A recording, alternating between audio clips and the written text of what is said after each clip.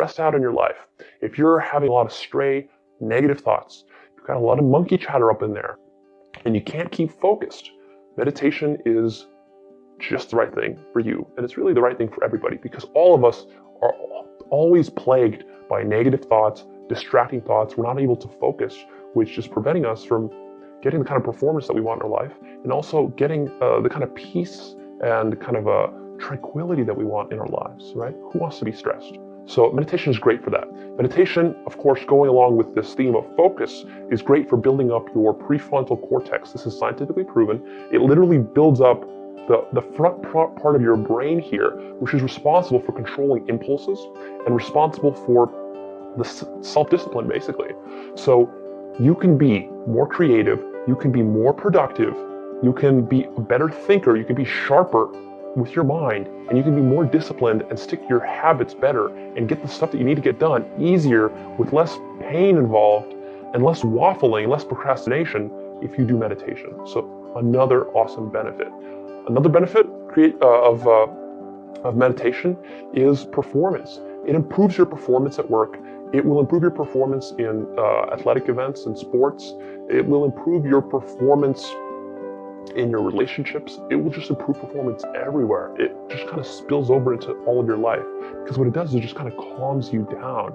It makes you grounded. It makes you happy in being right here in the moment right now. And when you're like that and you're relaxed, performing from a relaxed place rather than a tense and stressed place is always good.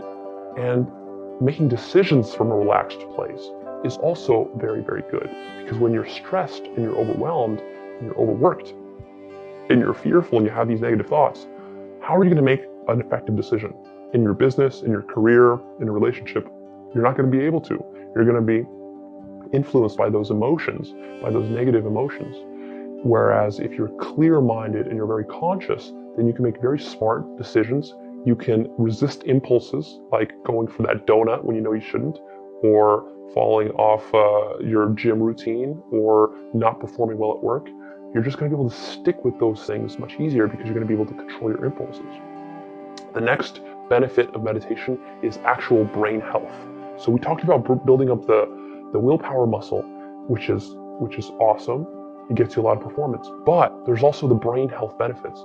There's been a lot of MRI studies and fMRI studies and other brain scan studies that have been done over the last couple of decades. These are new technologies that are showing the benefits of meditation. And what they do is they take a look at monks that have been meditating for decades, and they take a look at normal people, and they take a look at people who, for example, have degenerative brain disease like Alzheimer's, or various brain tumors and cancers. They just poor brain shape. Physically, the brain is just is deteriorated. And what they find out is that the health of the brain is improved with how much the brain is being used. It's just like any other muscle in your body. The brain is not a muscle, but it behaves like a muscle. So when you're training it up, you're actually making it healthier. You're making it stronger. You're making it more complex. The structures of it are actually working. And what has been shown is that when you meditate, you reduce the effects of brain degeneration with age. You reduce things like memory loss, which tends to happen with age, because you're still using your brain.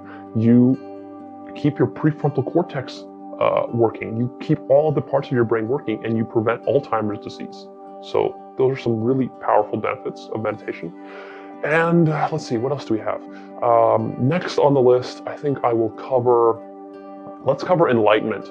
This is kind of something that I'm a little bit hesitant to cover, especially in a newbie introductory quick segment like this, because enlightenment is a very deep topic. It takes serious commitment to reach to. If you're not willing to spend years and maybe a decade or more in serious contemplation and meditation, then you're never going to reach it. But I think a state of enlightenment is something that you can really shoot for. It can be a long-term vision of yours, and it's really awesome, because what happens when you reach a state of enlightenment is literally your ego melts away. The petty distinctions that you make right now, the judgments, the criticisms, all the emotional baggage that you have, all that melts away, and you become one with the source. You become like one with the universe, and you see everything interconnected, and you feel everything as love. You drop all the fears that you have. You drop all the anger and the pettiness, and life just becomes a joy right now in the moment. that's something that's like amazing to reach that kind of level. I'm nowhere near that kind of level, but I aspire to be at some point, which is why I'm doing a lot of meditation right now, and I'm really committed to it, is because I want to get to that point. That to me, that's a really amazing peak experience to have in life, is to reach that state of enlightenment. So that is out there for you. Next on the list, I would say, is, of course, I should mention this earlier, but it's just happiness. It makes you happier. Meditation makes you happier because you're just happy without external stimulation. So much of life and so much of culture is getting hooked on external stimulation, whether it's food, drugs, alcohol, television, media, gossip, whatever. But when we can just be happy right here, in the moment, in the present, without worrying about the past or worrying about the future, just being happy. I mean, what more do you want from life? That's ultimately the ultimate aim of life, is to be happy. And if you can get that by basically doing nothing but meditating, and meditation is nothing but just sitting down and clearing your mind of thoughts, it's that simple, with subtle variations in technique, then that's what you want, is you want happiness. Why not give that to yourself right now rather than go chasing money or a trophy wife or a great car or house? You don't need that stuff to be happy. You can get that through meditation a lot cheaper, a lot simpler to do it that way. Time honored, been proven through millennia that it works. And I think the last point that I'll cover as a benefit of meditation is this idea of meditation as therapy. If you do meditation consistently, and you have to do it consistently, and that means on a daily basis, then what will happen is that naturally from your subconscious, things will bubble up. You will start to get quirks that are in your subconscious to bubble up, and because your ego, what's happening is that your ego is resisting the meditation. And as you meditate more and more, your brain has to evolve. It has to evolve to more complex structures to handle the new thoughts that are going through it.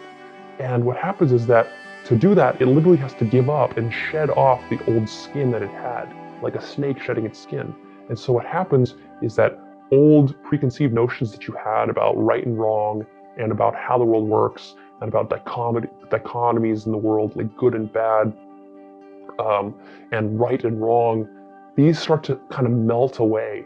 And not in a sense that you don't care about right and wrong anymore, but just like you start to see things as more as like one, more unified.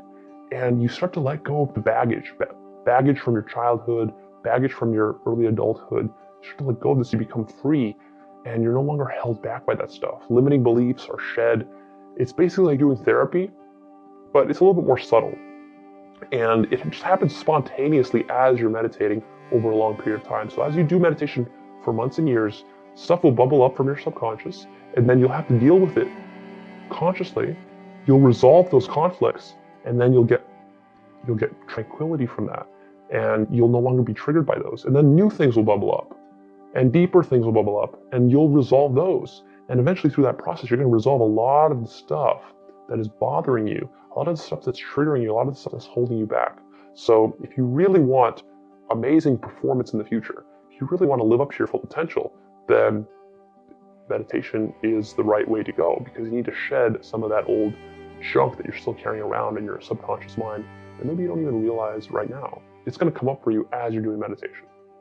So those are the benefits of meditation. I hope that has built a pretty strong case. I don't know how much stronger of a case you would need to actually get involved with meditation. These benefits are pretty amazing, pretty massive, especially given what meditation is. It's so simple.